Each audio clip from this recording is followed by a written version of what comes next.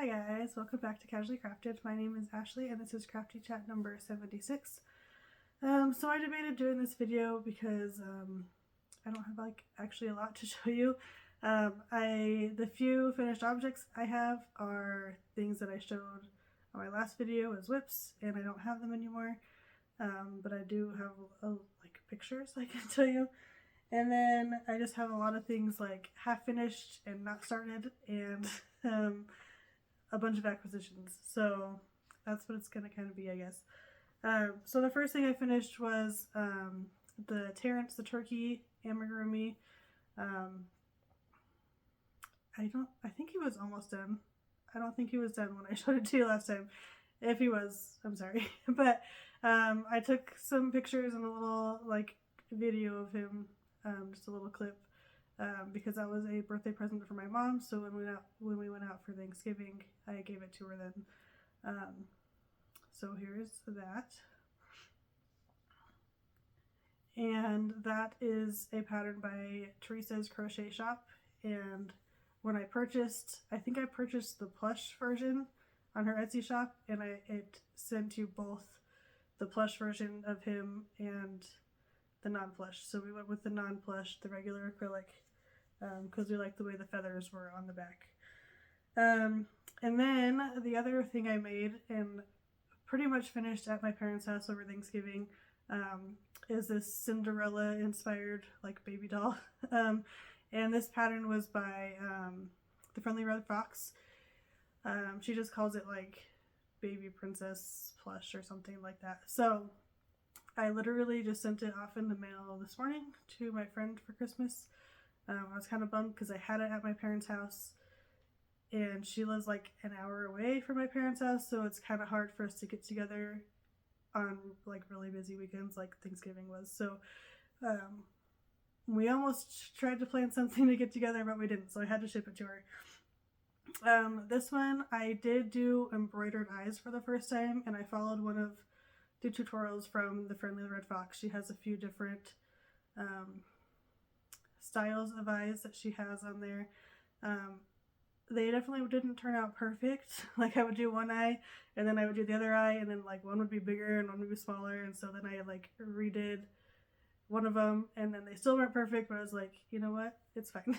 You just have to, it's a learning process, I think. So I do think it looks cuter than just safety eyes for this particular doll. I don't think I will transition to embroidered eyes for everything. But I didn't have, while I was at my parents' house, I didn't have colors that I liked for making the crochet eyes, which I've done in the past also. So that's why I ended up doing it that way. So I'll show you some pictures here of her being done. Okay, and then, so for works in progress right now, I am making 2 hats for my youngest daughter's preschool teachers. So this pattern was, I first saw it from Jo from Jo's Web on her channel. She showed this pattern and this stitch. Basically, she made some washcloths and then talked about how there was a hat pattern. And this is the Snowy Wheat hat by Brianna K Designs. So this one is basically done. I did the one with the fold-up brim for this one. This yarn is, I love this yarn from Hobby Lobby. And I was looking at the yardage of what the pattern called for and what was on the yarn. And I was going to go for an adult small, because both of her preschool teachers don't look like they have really big heads. So I was like, okay, hopefully that's okay. And if it's not, I'll add a few extra rows if I need to. Because it's one you make flat, and then you sew it together and then cinch up the top. So because I did the fold over brim, and I did add, I don't remember if 1 or 2 extra of these little wheat section repeats, this is what I have left. And I would make some changes. So I do have some ends to weave in still, and then I'm going to add a pom-pom. But I will show you what it looks like here real quick. Okay, so this is with the brim folded all the way up to where the pattern starts. And there's like all this extra right here. And I know some people like to wear hats like that. It's like way sticking up. I personally do not like that. So I would wear it. I mean, she can choose how she wants to wear it. But I would wear it like this, and then that brim is huge. Right? So I don't. If I was making it again, which I did make a second, I'm making a second one, but I'm doing it different. I would make this part maybe a little bit shorter and this part a little bit shorter. And then I would maybe add one more repeat of this because it's kind of tight on my head. Okay, that made my hair super staticky because it's dry. But so this one is the one I'm still working on. I have. Okay, this is how big you're supposed to make it for an adult small, I believe. If I did my math right, of how many repeats you do, I counted that you have 14 of these little sections. So this is the shorter brim, like I said, it's only like an inch, but let's see, this is gonna look silly. I could get it to fit if I needed to, like that. I'll probably add one more, but still, like once this is cinched up, that's still gonna be really tall, I feel like. So if I were to make it for myself, I would take out some of this, maybe just a few stitches, not a ton. And then, so I definitely would want to go up to an adult medium because that's going to be even longer, even though it'll be also wider. So, and I did do the gauge swatch with this yarn. I didn't do it with the other one because I love this yarn and I just assumed they'd be pretty close to the same. I do have this much left on this one. So the non-brim one takes a lot less yarn. So I feel confident that I can make it like wide enough around. But yeah, so if I were making it for me, I wouldn't make it so tall just because I like my hats fitted. But I realize that some people don't like them so fitted on the like top of their heads. So I guess that's their opinion. But yeah, so I picked out this pom-pom. I still need to fluff it up, and I'm waiting for some button things to put in here to go in this one. And then, because there's like little brown flecks in there, this light brown, it's hard to see. And then like the black is there too. I don't know if I want to go with like a black or white with this one. If you guys were like a light gray, I don't know. I have just a little bit of like neutral colors. I don't have a whole lot of pom-poms because I don't make hats that often. So these will be my first ones actually putting pom-poms on. So let me know if you think I should do like black or white or gray on this pinkish purpley one. Okay, and then, so those need to be done by this week because this is the last week of school before Christmas break. I'm also, so I have not worked at all on that little bitty nativity I showed you guys last time. Yeah, I'm just kind of scared to work on it, and so I haven't sat down to do it. But I did start another nativity project because I actually have had this yarn at least for a year, if not two, to make for a specific friend of mine. She saw somebody's nativity scene, that like a mutual acquaintance that also crochets, and she sells her stuff, and she like talked about how she liked it, and I'm pretty sure I found the same pattern she used, and I went and bought yarn for it, and then I just never got around to making it. Well, she is moving back to Utah soon, so sometime in the next few months. So I decided I probably should actually make that for her as like a going away gift / Christmas gift, whatever. So this is called the Rustic Nativity something. It's on a blog, and the Mary, Joseph, and Jesus and Manger are all free. They did it as like a crochet along, and then I think you have to pay for like the camels and all the other things that she added later. But I just wanted the basic, I like just the basic 3 main characters, So her pattern, her pattern calls for fingering weight yarn. I was not about to do that, and partly because I don't know where to buy fingering weight yarn in specific colors without paying like shipping and stuff. Like I like to be able to go buy it in store. But one of the substitute yarns she said was Lion Brand Heartland yarn. Yeah. To get that same rustic feel, even though it is considered a 4-weight. So she just said it would turn out a little bit bigger, which is fine. So I am using a 3.0 millimeter hook and mostly Lion Brand Heartland and some Lion Brand Skein tones for these colors. So it has you have a little manger, which I have all these ends to weave in, but other than that, it's done. So little manger and baby Jesus. So he's in there. The manger is this gray color, which is Great Smoky Mountains.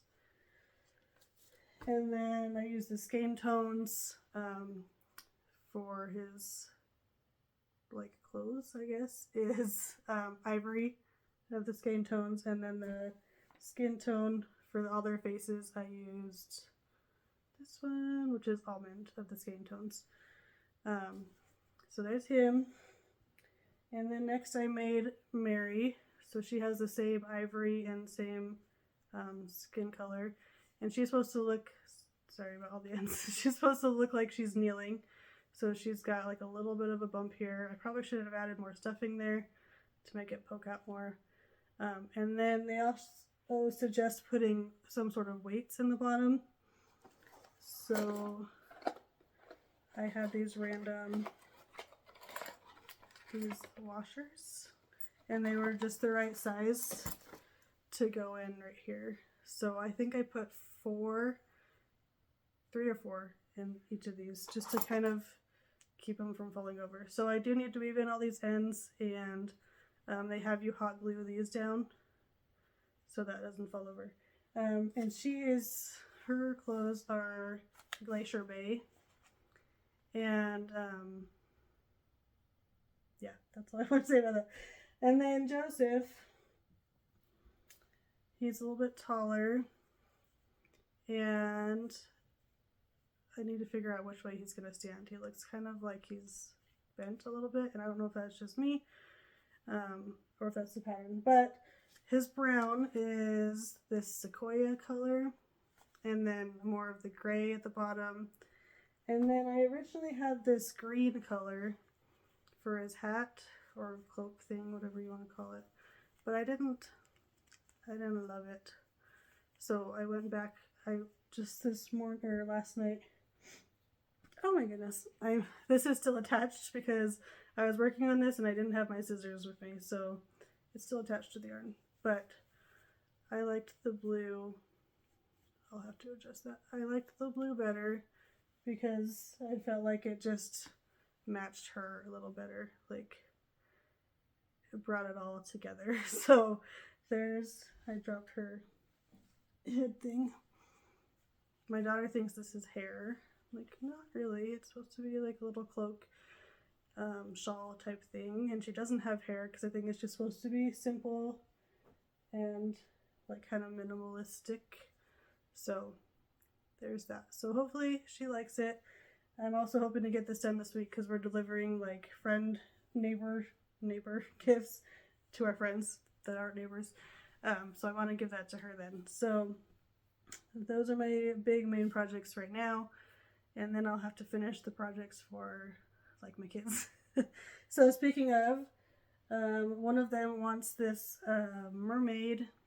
And this is a pattern I made a few years ago. It's by 3am Grace Designs. So, which are all paid for patterns. They have a website, or I think they have an Etsy shop. Anyway, I bought it and printed it out and made it a few years ago. So now I'm making it again, but my 7-year-old picked out the colors. But because she picked out the colors, they're all like different types of yarn. So it looks really silly right now because of all the ends and stuff.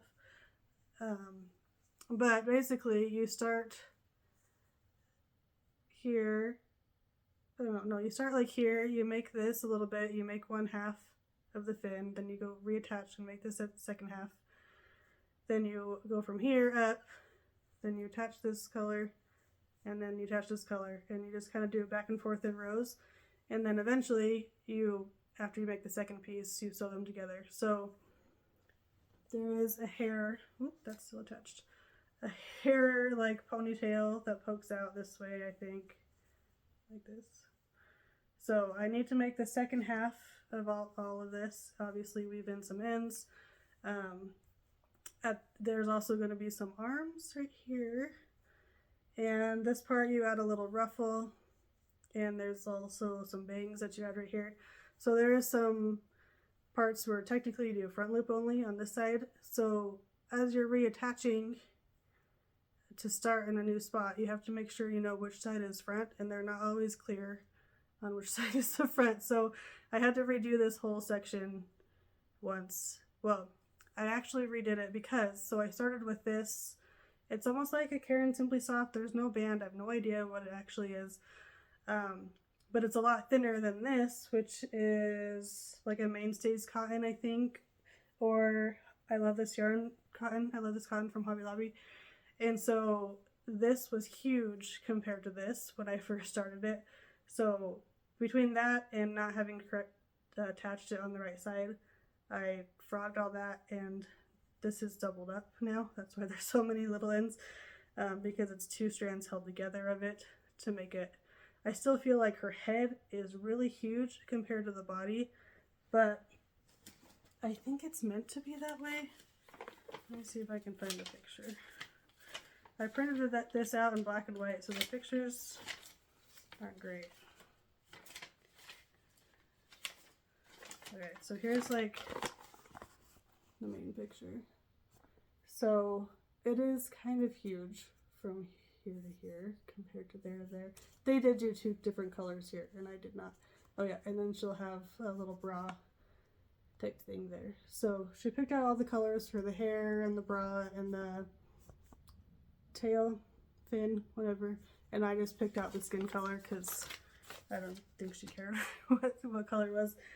But yeah, so I've been working on that in my car a little bit, but then I kind of stopped to work on some of these the hats mostly.